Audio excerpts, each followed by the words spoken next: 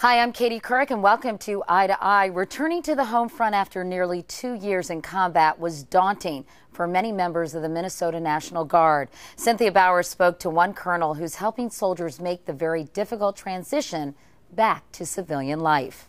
How hard is it going to be for them to handle peace?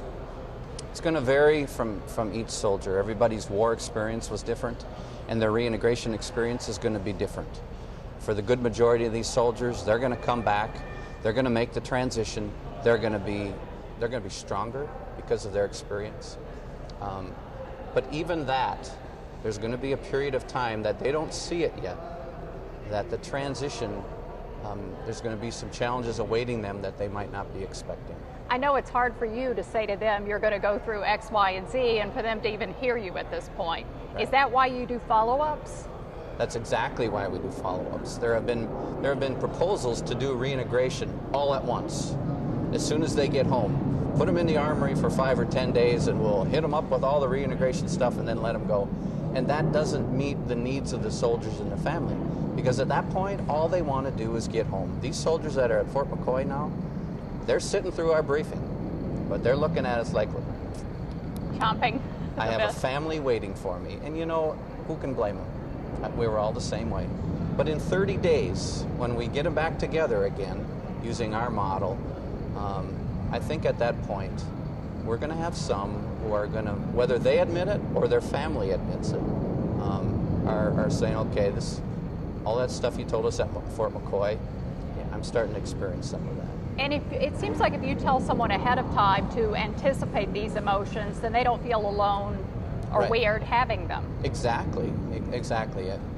You know, as I said, they're all in a different situation. They're all had a different experience, and they all have different reintegration challenges. But there are some consistencies amongst most of those returning men and women that we have learned. Such as the family you left is not the same family that they have changed too.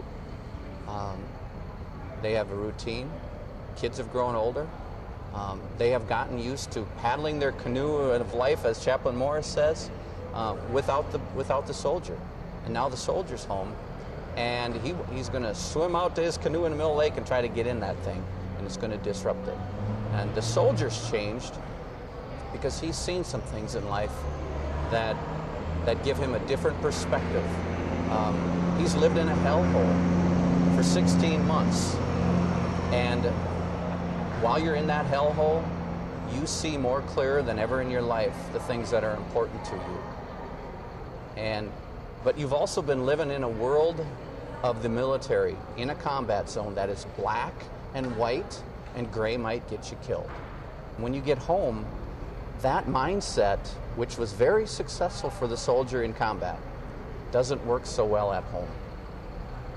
The frustrations that he or she might feel because there's not that orderliness, the simplicity of life. It sounds funny, but the simplicity of life in Iraq is about your mission and the safety of your soldiers.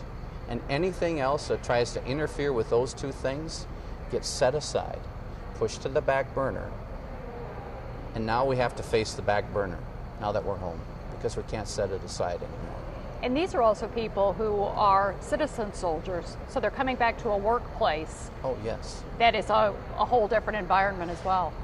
That's a good point, because what many have experienced is that they have been in a place, making a difference in a place that makes headline news every night.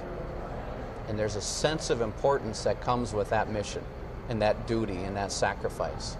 And when they come home to the same old job, and now they're walking the streets of Main Street, Minnesota, just like they did before they left, there's a sense of, I'm missing something here.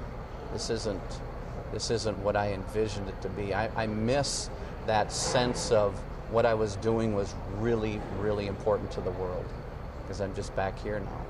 I myself took a couple of months before I finally got that fire back in my belly to go back to work. I wasn't a very good employee, and that's kind of what we're trying to prepare employers for, is look, it takes a while.